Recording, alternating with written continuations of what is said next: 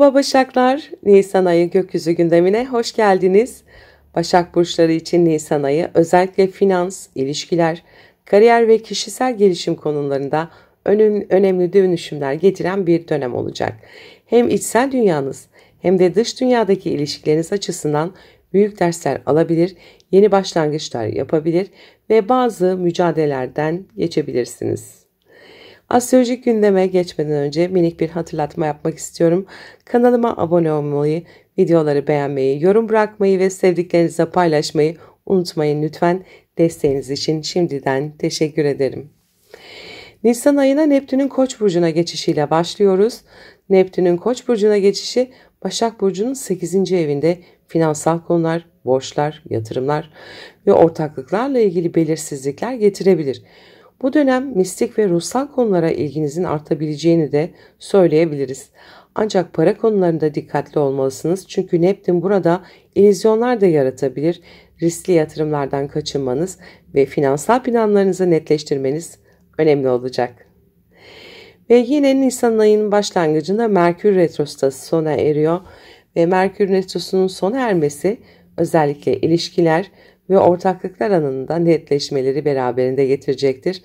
Eşiniz, sevgiliniz veya iş ortaklarınızla yaşadığınız iletişim kopuklukları düzelmeye başlayabilir. Ancak hala bazı konuların tamamen açıklığa kavuşması zamanda alabilir. Bu yüzden acele etmemek önemli. 13 Nisan'da Terazi burcunda bir dolunayımız var. Bu dolunay ikinci evinizi aydınlatıyor, finansal konulara ışık tutuyor, gelir kaynaklarınızı gözden geçirebilir, yeni kazanç fırsatları arayabilir veya mevcut harcamalarınızı dengelemek için kararlar alabilirsiniz. Eğer uzun süredir beklediğimiz bir ödeme ya da yatırım varsa bu dönemde sonuçlanabilir. 14 Nisan'da Venüs Retrosu da bitiyor.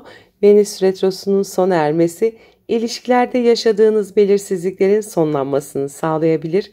Evlilik, ortaklık veya uzun süreli ilişkilerde netleşmeler yaşanabilir. Eğer bir ayrılık ya da mesafe söz konusuysa taraflar artık daha bilinçli kararlar alabilir. Ancak ilişkilerde geçmişte yaşanan sorunları göz ardı etmemek önemli olacaktır. 17 Nisan'da Merkür Koç burcuna geçiyor. Merkür'ün 8. evinize geçişi finansal planlamalarınızı derinleştirebilir.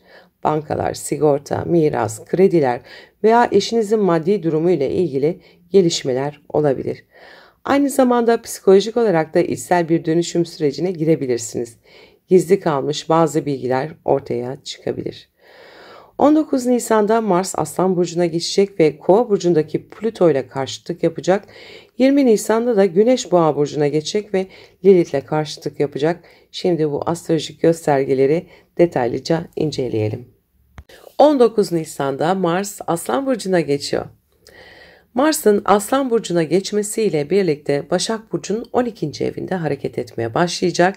12. ev bilinçaltı, gizli düşmanlar, ruhsal konular, inziva ve geçmişle ilgili meseleleri temsil eder. Başak burcu için enerjinin içe döndüğü, ruhsal olarak önemli farkındalıklar kazanabileceği bir dönemi başlatıyor.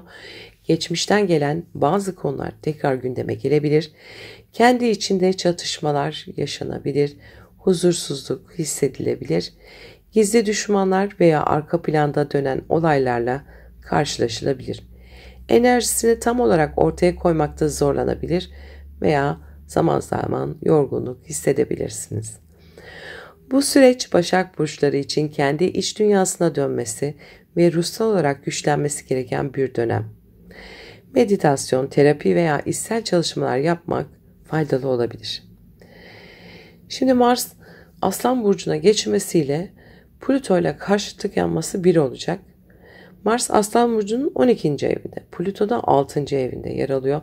Bu karşıtlık, sağlık, günlük rutinler ve çalışma hayatı ile ilgili büyük dönüşümler getirebilir. Çalışma ortamında gizli rekabetler veya güç savaşları yaşanabilir. Sağlık konularında dikkatli olunmalı. Stres kaynaklı rahatsızlıklara karşı mutlaka önlem almalısınız.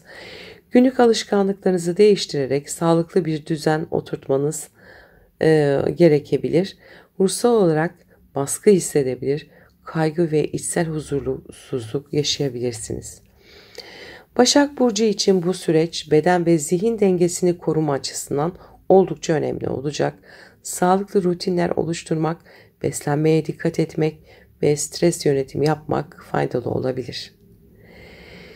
20 Nisan'da Güneş de Boğa Burcu'na geçecek ve Başak Burcu'nun 9. evine oturacak ama Boğa Burcu'na geçmesiyle birlikte 3. evinizdeki Lilith'le karşıtlık yapması bir olacak. 9. ev yüksek öğrenim, yurt dışı bağlantıları, inanç sistemleri ve dünya görüşüyle ilgilidir. İletişim, düşünceler, yakın çevre ve kardeşlerle ilgili konuları temsil eder. Bu karşıtlık Başak Burcu'nun düşünce sisteminde bazı çatışmalar yaşayabileceğini gösteriyor. Eğitimle, akademik çalışmalarla veya yurt dışı bağlantılarıyla ilgili konular gündeme gelebilir. Kendi düşüncelerinizi savunurken başkalarıyla anlaşmazlıklar yaşayabilirsiniz. İnançlar ve dünya görüşleriyle ilgili sorgulamalar olabilir. Kardeşler, yakın çevre ve komşularla iletişimde gerginlikler de yaşanabilir. Bu süreçte Başak Burcu'nun açık fikirli olması ve gereksiz tartışmalardan kaçınması önemli olacak. Şimdi Mars Plüto ile bir taraftan karşıtlık yaparken diğer taraftan da Güneş Lilith ile karşıtlık yapıyor ve bunlar hepsi aynı derecelerde seyrediyorlar ve bu da gökyüzüne büyük kare açısı denilen Grand Cross açısını oluşturuyor ve bu açı 5 Mayıs'a kadar da devam edecek. Bu gökyüzü konumu Başak Burcu için oldukça önemli bir dönüşüm sürecini işaret ediyor. 12. 6. 9. ve 3. evler arasında büyük kare açısı bu alanlarda büyük değişimler ve gerilimler getirebilir. Günlük düzen ve sağlık konularında değişimler olabilir. İş ortamında gizli rekabetler ve güç savaşları yaşanabilir.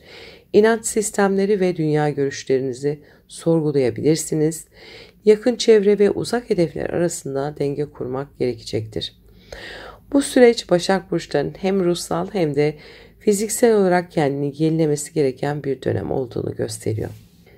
Sonuç olarak 20 Nisan'da başlayıp 5 Mayıs'a kadar devam edecek bu süreçte sağlık konularına mutlaka dikkat edin. Stres kaynaklı rahatsızlıklar yaşayabilirsiniz. Sağlıklı alışkanlıklar geliştirin. Stresinizi yönetmeye çalışın. İletişimde sert çıkışlardan kaçının. Fikirlerinizi ifade ederken diplomatik olun. Gizli düşmanlara veya perde arkasına dönen olaylara karşı dikkatli olun. Kariyer ve günlük rutininizde bazı değişimlere hazır olun. Ruhsal değişiminize, gelişiminize önem verin. Meditasyon yapın, terapiye gidin. Bunlar çok fayda getirecektir. Bu süreç Başak Burcu için içsel dönüşüm ve farkındalık kazanma zamanı olacak. Eğer bu dönemi bilinçli bir şekilde yönetebilirseniz ruhsal olarak çok güçlü bir hale gelebilirsiniz. 21 Nisan'da Ay ve Plüto Kova burcunda kavuşuyorlar. Bu kavuşum iş ortamında önemli bir değişimi veya sağlıkla ilgili bir farkındalığı getirebilir. İş yerinde dönüşümler yaşanabilir, ekip değişiklikleri olabilir veya bir sağlık rutininizi gözden geçirmeniz gerekebilir. Bu süreçte zorlanabilirsiniz ama uzun vadede sizi güçlendirecek bir döneme giriyorsunuz. 27 Nisan'da Boğa burcunda bir yeni ayımız var. Bu yeni ay hayat görüşünüzde ve uzun vadeli planlarınızda büyük bir değişimi başlatabilir. Yeni ay 9. evinizi aydınlatıyor. Eğitim, akademik süreçler, yurt dışı bağlantıları, seyahatler veya hukuki konularla ilgili yeni bir başlangıç yapabilirsiniz. Eğer bir davanız varsa süreç hızlanabilir veya yurt dışına taşınma planları gündeme gelebilir. 30 Nisan'da Ay ve Jüpiter kavuşuyorlar İkizler Burcu'nda. Bu kavuşum kariyer hayatınızda büyük fırsatlar getirebilir. Önemli bir terfi, yeni bir iş fırsatı veya kariyerinizle ilgili bir büyüme sağlayacak fırsatlar önünüze gelebilir. Ancak Mars'ın sert açısı iş yerinde rekabet ve mücadelelerinde olabileceğini gösteriyor. Diplomasiye önem vermek önemli olacaktır. Nisan ayı boyunca Venüs retrosunun bitişiyle ilişkilerde netleşme olacak ancak bazı yüzleşmeler gelebilir. Ortak finansal konular, yatırımlar ve borçlarla ilgili dikkatli olunmalı. Yanıltıcı durumlara karşı tetikte olun. Ay sonuna doğru büyük fırsatlar gelebilir ancak iş yerindeki mücadelelere karşı dikkatli olun. Stres kaynaklı sağlık sorunlarına dikkat edilmesi gerekiyor bu dönemde. Eğitim, seyahat ve hukukla ilgili yeni başlangıçlar da mümkün olacaktır. Sonuç olarak Başak burçları için Nisan ayı hem içsel hem de dışsal değişimlerin yaşandığı, önemli farkındalıkların kazanıldığı bir süreç olacak. Doğru stratejilerle ilerlerseniz özellikle kariyer ve finansal alanda güzel fırsatlar yakalayabilirsiniz. Mutlu bir ay geçirmenizi dilerim.